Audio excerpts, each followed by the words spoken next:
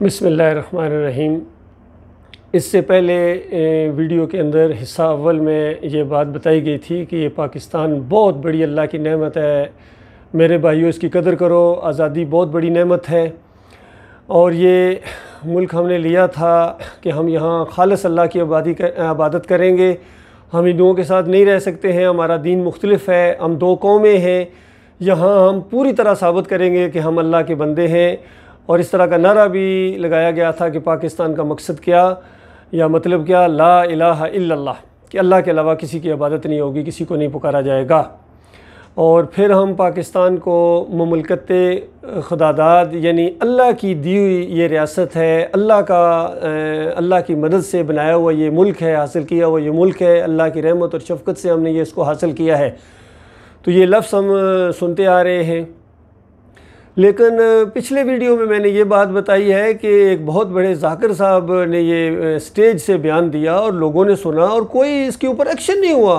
उसने कहा कि ये ममलकत खुदादाद नहीं है, बल्कि ये ममलकत जुल्जना है। ये तो जुल्जना उस घोड़े की वजह से पाकिस्तान बना है। और फिर उसने तशरीह आगे से की कि देखिए, मोहम्मद अली जिन्ना साहब की वालदा जो है ना, वो बे औलाद थी, उनकी औलाद नहीं हो रही थी। और उन्होंने मन्नत मानी कि मैं जुल्जना 10 मुहर्रम के मौके के ऊपर जाके जुल्जना के चूमूँगी उसको और वहाँ जाके मैं फरियाद करूँगी। तो फिर उसने जब ये मन्नत मानी तो फिर उनके यहाँ बेटा पैदा हुआ। तो जुल्जना की वजह से हुआ है ना। तो ये पाकिस्तान ममलकत जुल्जना है। तो उसी वक्त मेरे यानी बाद में ये ख्याल आया कि ये वो जो जुल्जना है, वो जो घोड़ा है, वो तो मर जाता अगर घास वगैरह ना खाता या जो भी उसकी खुराक होती है, ये चने या दूसरी चीज़ें ना खाता, कोई खुराक उसका ना दी जाती, पानी ना दिया जाता, उसने मर जाना था। तो फिर असल चीज़ तो ये घास और पानी और ये जो चने हैं, तो फिर अगर इस तरह कह दिया जाए कि ममलकत चने है या ममलकत घास है, घास दाद है, तो फिर कैसा लगेगा? तो वहाँ इनके मुंह बंद हो जाएंगे, वहाँ इनको तो कोई जवाब नहीं इनके पास। तो जो कुछ किसी के मुंह में आता है वो कहता चला जाता है। तो ये ख्वाजा आसिफ साहब ने भी उसमें असम्बली में ये इशारा किया कि ये देखिए, ये जो सामने तस्वीर लगी हुई है, इनके नज़रियात भी शिया मसलक से तल्लक़ रखते थे। और हमारे जो अल्लामा इकबाल साहब हैं, उनके अंदर भी शियत है, क्योंकि शिया हज़रात उनको कहते हैं हमारे शायर हैं, और उनकी शायरी भी इसी चीज़ की वो दलील है। कई शेर हैं, जिस तरह मैंने पहले बताया, कहते हैं कि नहायत ही सादा और रंगीन है दास्तान हरम, इब्तदा इसकी इस्माइल है और इंतहा हुसैन। खालिस शियत के अंदर डूबा हुआ ये शेर। और फिर दूसरी जगह कहते हैं कुव्वते कल्बो जिगर गर्दद नबी अज़ खुदा महबूब तर गर्दद नबी, कि नबी जो है अल्लाह से जब बहुत ही प्यारा हो जाए और उस वक्त कल्बो जिगर की कुव्वत बन जाता है। तो बताइए, ये कुरान का इनकार, अकीदे की ख़राबी। अल्लाह तो फरमाए वल्लज़ीना आमनू अशद्दुल हुब्बु लिल्लाह, अल्लाह के जो बंदे होते हैं, मोमिन होते हैं, वो तो अल्लाह से शदीद मोहब्बत करते हैं।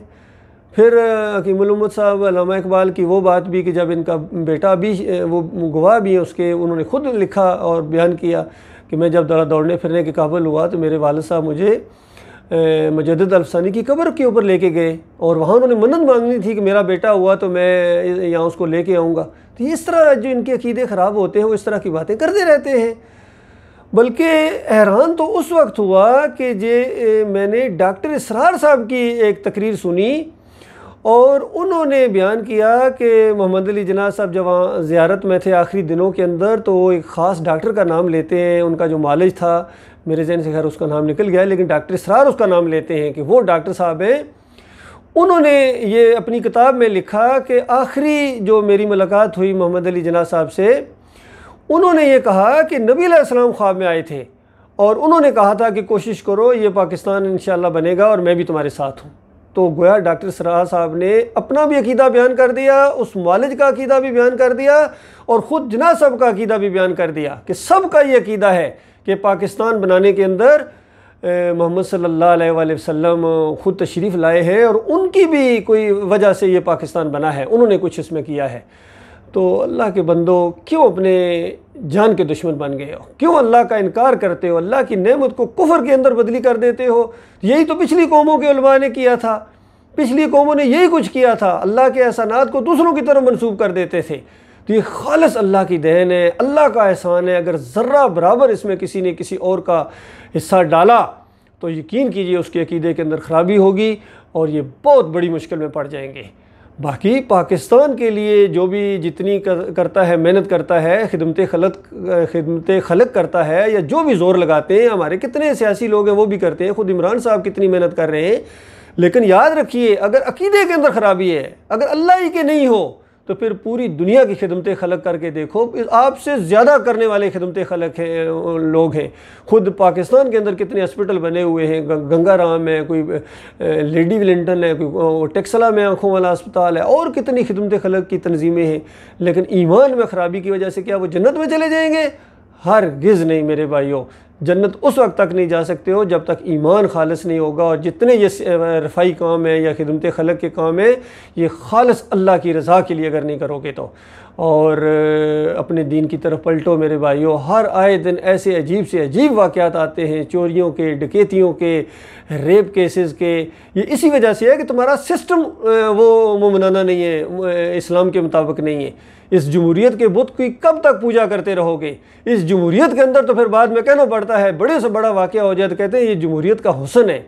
झूठ बोला जाए कहते हैं जमहूरियत का हुस्न है। एक दूसरे को गाली दी जाए कहते हैं जमहूरियत का हुस्न है। लोगों की इज़्ज़तें लूटी जाएँ, बर्बाद की जाए, प्रॉपर्टी बर्बाद कर दी जाए, इलाके में आग लगा दी जाए, कहते हैं ये तो जमहूरियत का हुस्न है। अल्लाह के बंदो, ये जमहूरियत तुम्हें जहन्नम की आग के अंदर लेके जाएगी हमेशा हमेशा के लिए। लिहाजा वक्त आ गया है, इससे जान छड़ाओ। इस सिस्टम को आपने 70 साल आजमा लिया है, बद से बदतरीन हुक्मरान आते चले जा रहे हैं और मुल्क को लूटते हैं, सुहाने ख्वाब दिखाते हैं, नहीं पूरे उतर सकते, वो काम कर ही नहीं सकते हो तुम। लिहाजा ईमान खालिस की तरफ पलटो, शिरक से निकलो, फ़िरक़ों से निकलो, मसलक परस्ती से निकलो, मुशरकाना अकायद से निकलो। और ईमान खालिस करने के बाद अब अल्लाह ताला ने ये क़यादत भी आपकी तरफ कर दी है। एटमी ताकत हो, बेहतरीन फ़ौज आपके पास है और कमांडो दस्ते आपके पास हैं, जीनियस किस्म के लीडर और नडर किस्म के लोग भी आपके पास मौजूद हैं। सिर्फ वो जो किसी ने कहा ना कि ज़रा नम हो तो ये मट्टी बड़ी ज़रखेज़ ऐसा की, बस थोड़ी सी नम की ज़रूरत है, ईमान अकीदा दुरुस्त करने की ज़रूरत है, यकीन कीजिए, बाकी सब कुछ रेडीमेड है। और अब तो ये देखिए अफ़गानिस्तान के अंदर भी ये तालिबान आगे आ रहे हैं और इन्होंने भी साबित कर दिया है कि देखिए जो सब्र के साथ जम जाता है और आखिरी कामयाबी उसी की होती है। जब वो डट गए थे तो हम तो एटमी ताकत है, हम क्यों नहीं डट सकते थे, हम एक काल के ऊपर क्यों ढेर हो गए। तो अब मेरे भाइयों, लीडरशिप को, इस झंडे को उठाओ और अपने तालिबान भाइयों के अंदर भी जो भी थोड़ी बहुत अकीदे की ख़राबियाँ उनकी भी इस्लाह की जाए।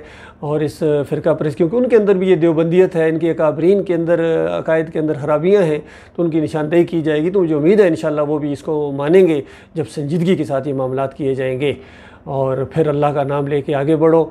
और अब क़यादत आपके हाथ में है। ये अरबों, ये ख़त्म हो गया मसला, ढेर हो गए, ये गुम्बद के पुजारी, ये अपने ख़ानदान के पुजारी और अपने वतन के पुजारी, इनको अल्लाह के दीन के साथ कोई गरज नहीं है। और इनका अंदाज़ बता रहा है कि वाकई इनसे वो क़यादत छीन ली गई है। पहले अजमी इनकी क़यादत को कबूल करते रहे हैं ईमान अकीदे की वजह से, और अब उनको हमारी क़यादत इंशाअल्लाह कबूल करनी पड़ेगी। और अगर आप इसमें ऐलान कर दें अल्लाह का नाम लेके, और फिर उसके बाद जो भी हमारे साथ मिलता जाएगा वो हमारा भाई है, और जो नहीं मिलेगा इंशाअल्लाह जब ताकत पकड़ेंगे तो फिर बज़ोर उनको लाया जाएगा। तो उससे पहले अगर वो इज़्ज़त के साथ आ जाएँ तो ये उनकी बड़ी खुशकिस्मती होगी।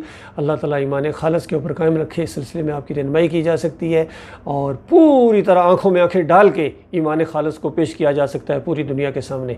अल्लाह ताला इसकी तौफ़ीक़ अता फ़रमाए।